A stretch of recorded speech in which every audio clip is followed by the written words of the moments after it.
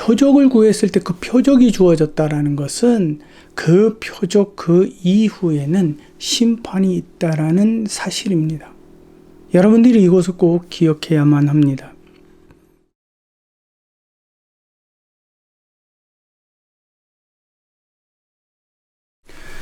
오늘 함께 나눌 주일 말씀입니다.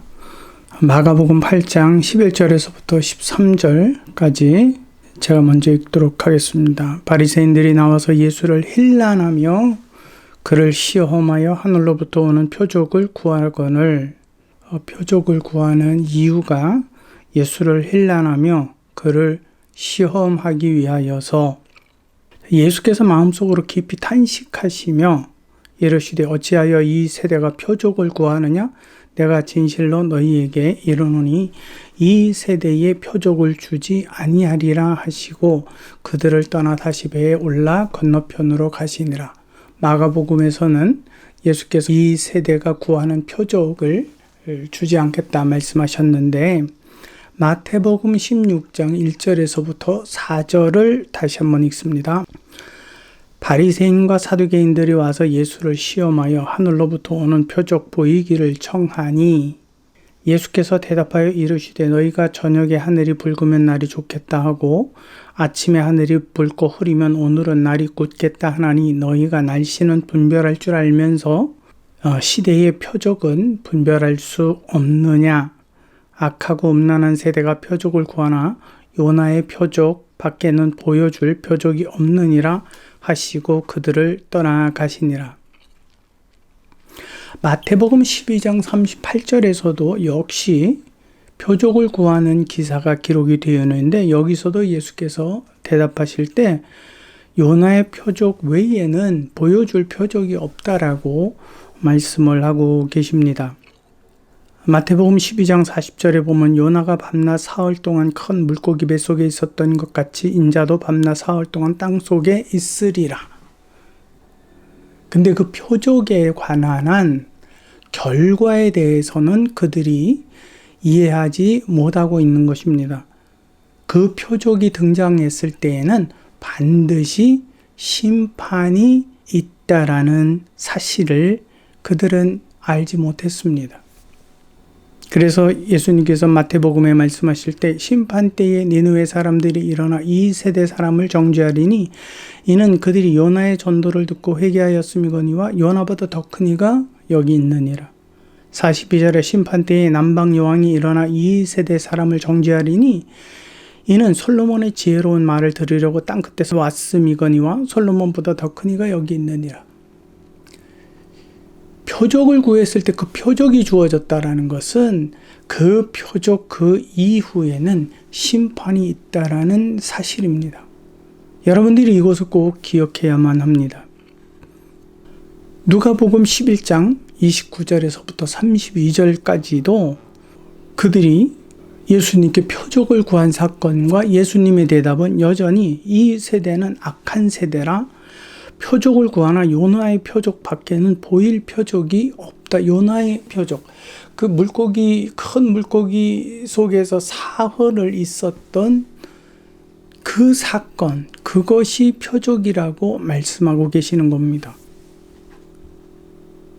자, 마가복음에서는 표적을 구하되 그들에게 표적을 주지 아니하시겠다 말씀하셨지만 다른 복음서들에서는 그들이 표적을 구할 때에 그 표적에 대한 요나의 표적 외에는 보여줄 표적이 없다라고 대답하신 부분을 우리는 확인을 했습니다. 자, 그들이 유대인이든 바리새인이든 서기관이든 율법사건 간에 그들이 예수님께 표적을 구한 이유가 무엇입니까? 이것은 힐난하고 시험하기 위하여서 구한 겁니다. 쉽게 표현하면 구경 삼아서라는 말이 됩니다. 힐난하다, 헐뜯다. 예수님을 헐뜯다. 그리고 시험하다는 유혹하다. 그런 뜻을 가지고 있습니다. 표적이라고 하는 것은 초자연적인 기적과 이적을 이야기합니다. 근데 그 이적과 기적이 그로부터 나오는 게 아닙니다. 그로부터 나오는 것, 하늘로부터 내려오는 어떠한 표적을 구하는 겁니다. 모세와 같은 표적을 구하는 거죠. 모세가 기도했을 때에 만나가 내렸지 않습니까? 그들은 그와 같은 기적을, 이적을 예수님을 통해서 본다면 그들은 정말 모세처럼 대우하겠다라고, 근데 그렇지 못할 거라는 걸 알고 그들이 예수님을 시험하는 겁니다. 만약에 또 그러한 일을 진짜로 예수께서 행하신다고 해도 그들은 그저 구경 삼아 진짜로 했네? 라는 정도라는 거죠. 그러니까 그들에게 있어서 하늘로부터 오는 표적은 그저 구경 삼았을 뿐입니다. 거기에 예수님께서는 요나의 표적을 말씀하십니다. 여기서 우리가 봐야 되는 관점이 있습니다. 이스라엘 백성들은 자기들의 편의에서 자기들의 생각대로 기적을 요구했습니다. 근데 예수님의 대답은 뭡니까? 요나의 기적이라고 하는 하나님의 기적을 그들에게 예언으로 말씀하신 겁니다. 그게 하나님의 표적입니다.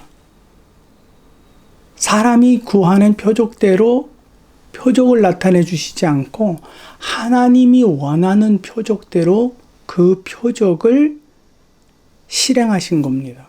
무슨 말인지 여러분 이해가 되십니까? 그렇기 때문에 이스라엘 사람들과 예수님과의 대화가 이루어지지 못했던 것은 서로의 관점이 예수님은 하나님의 중심으로 대답하신 거고 이스라엘 백성들은 자기 생각, 자기 욕심대로 표적을 구했기 때문에 서로 이해가 되지 못했다라는 사실입니다. 이것을 여러분들이 꼭 기억해야만 합니다. 하나님께서 이 악한 세대에 보여주실 표적은 어떠한 하늘로부터 내려오는 표적은 뭐밖에 없다고요? 요나의 표적이라고. 그러나 그 표적이라고 하는 그 이후에는 표적을 보여주신 그 이후에는 그들은 반드시 하나님의 어떠함에 대한 심판을 감당해야 된다라는 사실입니다. 기독교는 선의의 종교가 아닙니다.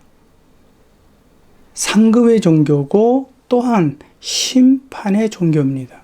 그렇기 때문에 여러분들이 하나님을 믿는다고 했을 때에 그 믿음에는 반드시 선과 악이 나뉘어지고 하나님의 심판이 그로부터 그 일을 행하신다라는 사실을 여러분들이 꼭 기억해야만 합니다. 그렇지 않고 표적만 구하는 그 삶은 정말 무서운 결과를 스스로 감당해야 할 것입니다. 여러분, 우리가 예수 그리스도를 믿는 여러 이유가 있을 겁니다. 그러나 하나님 편에서는 단 한 가지 이유일 뿐입니다. 그것은 구원입니다. 영생입니다. 우리가 예수 그리스도를 믿고 이 세속된 세상에서 잘 살고 부유하게 사는 건 사실 하나님의 관심사가 아닙니다. 하나님의 관심사는 오직 그가 온전한 믿음으로 구원 얻기를 원하는 마음으로 예수 그리스도를 이 땅에 보내신 표적이 된 겁니다. 그 표적에 내 믿음이 성장하지 않는다면 여러분, 그 다음에 우리가 당해야 되는 것은 하나님의 옳고 그름에 대한 분별과 판단, 거기에 맞는 심판이 있을 뿐입니다. 주여 주여 하는 자가 천국에 들어가지 않고 아버지의 뜻대로 행하는 자가 들어간다고 말씀하셨습니다. 우리가 이것을 어떻게 생각할 겁니까? 여러분, 오늘 주일입니다.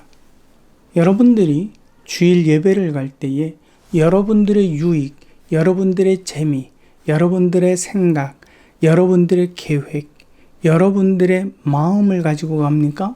아니면 그리스도의 마음이, 그리스도의 표적이 무엇인지 알려고 갑니까? 그것에 대한 내가 참 그분의 마음을 내가 가지려고, 갖기 위해서 예배에 갑니까?